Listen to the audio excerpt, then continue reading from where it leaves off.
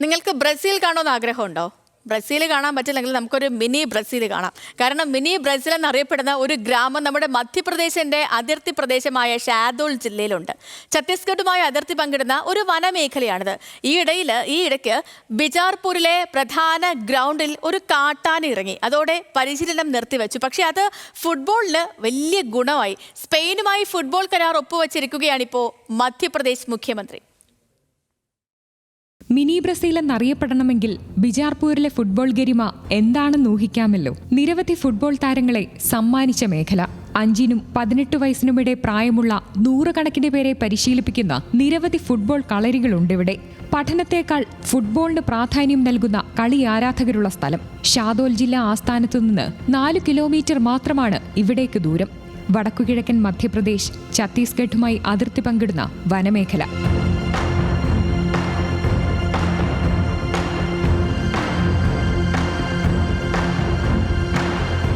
ബിജാർപൂരിലെ പ്രധാന football ground കഴിഞ്ഞ കുറച്ചു ദിവസമായി അടച്ചിട്ടിരിക്കുകയായിരുന്നു.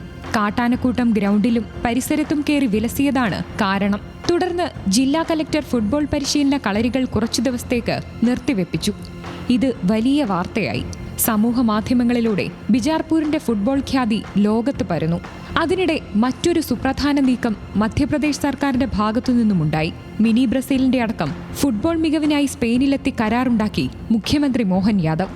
മാഡ്രിഡിലെ ലാലിഗ ആസ്ഥാനത്തെത്തി കരാറും ഒപ്പിട്ടു. സ്പാനിഷ് പരിശീലകരെത്തും. മധ്യപ്രദേശ് ഫുട്ബോളിനെ രാജ്യാന്തര നിലവാരത്തിലേക്ക് ഉയർത്തും. മുഖ്യമന്ത്രി പ്രഖ്യാപിച്ചു. സ്പാനിഷ് ബി ഡിവിഷൻ ക്ലബ്ബുകളിലേക്ക് മധ്യപ്രദേശ് ഫുട്ബോളർമാരെ പരിശീലനത്തിനയക്കാനും കരാർ സഹായിക്കും. മോഹൻ യാദവ് വ്യക്തമാക്കി.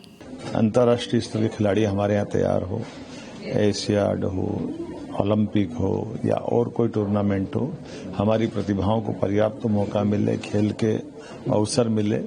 इसलिए उन्नत खेल के देशों के साथ में भी अच्छे क्लबों से संपर्क हो और वो सब चीजें हमारे यहाँ भी आए. ബന്ധാവ്ഘട്ട് കടുവാ സംരക്ഷണ കേന്ദ്രത്തോട് ചേർന്നുള്ള പ്രദേശമാണ്. വനവും ഖനനവുമുണ്ട്. ഛത്തീസ്ഗഡ് വനത്തിൽ നിന്ന് കാട്ടാനകൾ ഗ്രാമത്തിലെത്തിയത് ഗ്രാമീണരെ പേടിപ്പിച്ചു. കന്നുകാലികളുടെ ശല്യമാണ് ഗ്രൗണ്ടിൽ സാധാരണയുള്ളത്. കളിസ്ഥലം വൃത്തികേടാക്കും.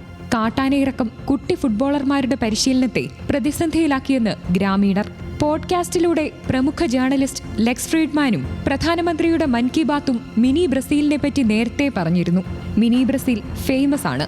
എങ്കിലും കാട്ടാനക്കൂട്ടം ബിജാർപൂർ ഗ്രാമത്തിന്റെ ഫുട്ബോൾ ഖ്യാതിക്ക് തങ്ങളാലാവും വിധം സംഭാവന ചെയ്തിരിക്കുന്നു ഇപ്പോൾ. National desk, news Malayalam.